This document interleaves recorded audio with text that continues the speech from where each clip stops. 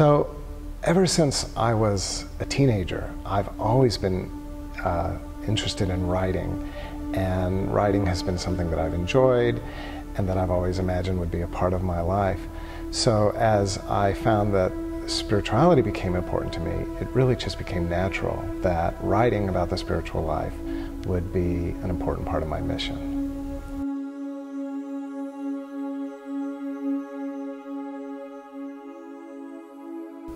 So the Big Book of Christian Mysticism in many ways is a thank you to Evelyn Underhill and to her book on mysticism. I heard Anne Lamott speak a couple of years ago, and she said, write the book you wish you could have read.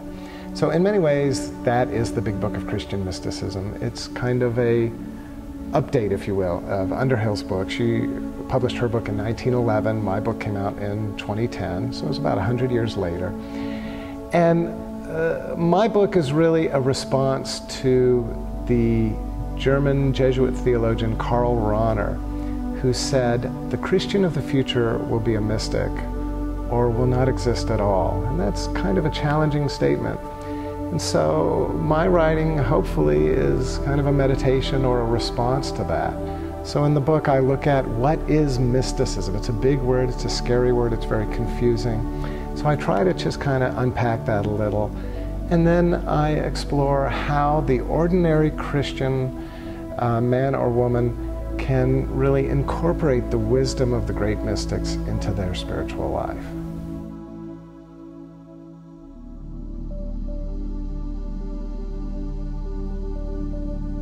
The Lion, the Mouse, and the Dawn Treader is a book about C.S. Lewis and about the Chronicles of Narnia, particularly the Voyage of the Dawn Treader, which is my favorite of the Narnia books.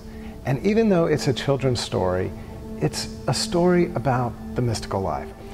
It has all of the elements of the contemplative life in it. It has conversion, it has baptism and Eucharist, it has the dark night of the soul, it honors silence, it even takes you to the point of union with God. So it's a beautiful, beautiful story, just written as a children's story. And my book is really just a way to kind of unpack that for anyone who wants to use C.S. Lewis as their guide to the spiritual journey.